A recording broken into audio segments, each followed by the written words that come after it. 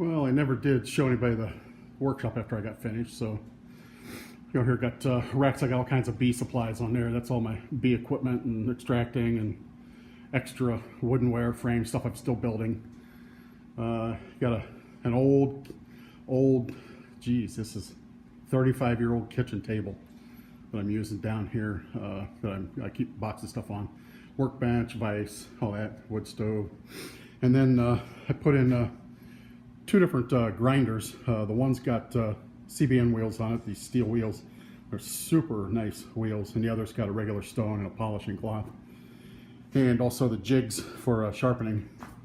And then I got the lathe sitting here. It's in there along with the tripod that I use for filming.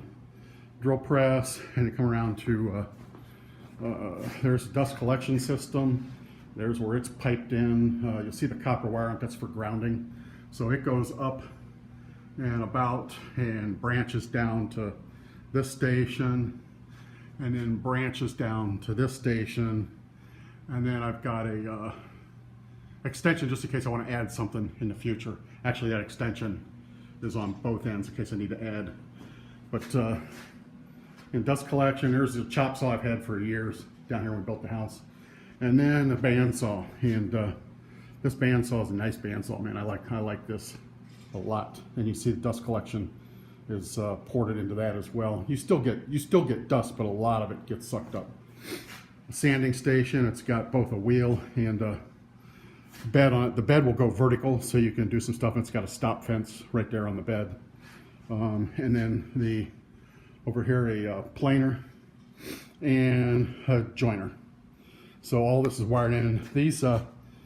These dust collection, if I was going to use the planer, I would just simply come down here and open up this air valve. So now it lets the vacuum run through that, and then close it when you're not using it, so it doesn't suck air through something you're not using.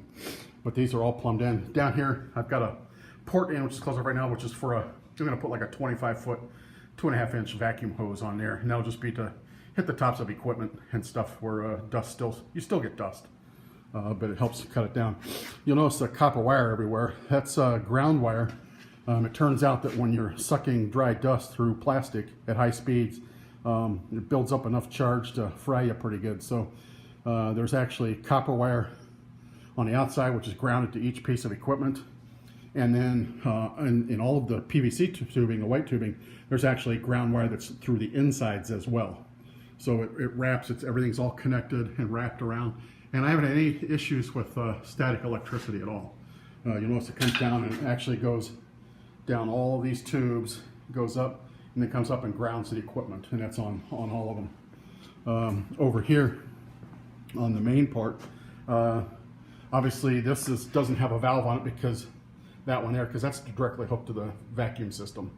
You don't need to valve it, you're always going to have that on, but there's valves everywhere else. Then there's also a floor sweep spot, so I can just sweep stuff right up to there and it sucks it right into the system. So it's pretty cool. So there's an overview of the workshop. Oh, you can also see the circuits I added.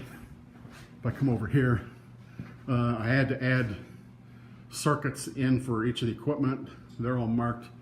That was a 230 on that one over there for the lathe. That's 230, and then 110 over here as well. So that's it.